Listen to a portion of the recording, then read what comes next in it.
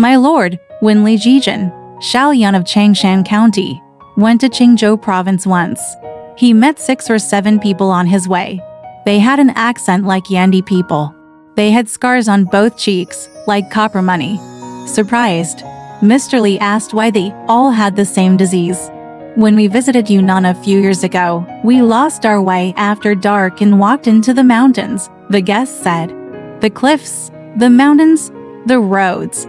There is a big tree in the valley, several feet long, and it's soft and dangling, and it's covered in shade. There was nothing we could do, so we tied the horses and packed and rested beside the tree. Late at night, tigers, leopards, owls howl, and we look at each other with our legs in our arms, afraid to fall asleep.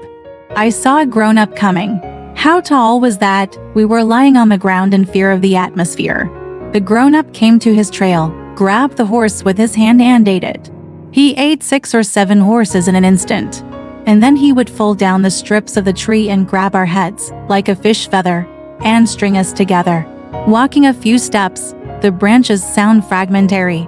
As if afraid of falling to the ground, the adults bent the branch and used a large stone to press the 2 ends of the branch and laughed. We thought he had gone far, took out the knife, and cut the string of branches and ran away in pain. I ran a few paces, and I saw another man leading me. We were terrified, hunkered down in the grass. I saw the man who was leading me, who was taller, came under the tree, and went back and forth looking for something that I couldn't find. Later, the man shouts, as if the bird is screaming and is angry, resentful, groping and slapping him with his palm. The grown-ups bent over respectfully next to each other, afraid to argue a bit. After a while, they both left, and we made a hasty escape. I ran for a long time in the wilderness, and I saw a light on the mountain.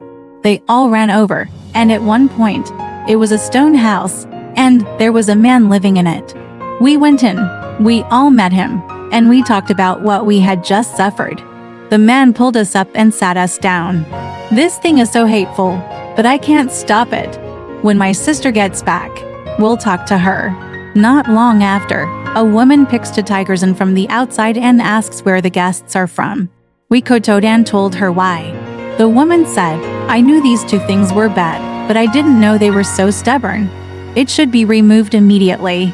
Said, take a copper hammer out of the stone house, weigh 300 to 400 pounds, and then go out and disappear. The man served us tiger meat. The meat was not yet cooked, and the woman had returned and said, they saw that I wanted to escape, and I chased dozens of miles. I broke one of his fingers and came back. He said he threw his finger to the ground and saw it had the size of a human leg bone. The crowd was appalled, asked her name. The woman wouldn't answer. After a while, the tiger was ripe, and the wounds on our cheeks were so painful that we couldn't eat. The woman's feces drugged us, and the pain stopped immediately. It's dawn. The girl sent us under the big tree.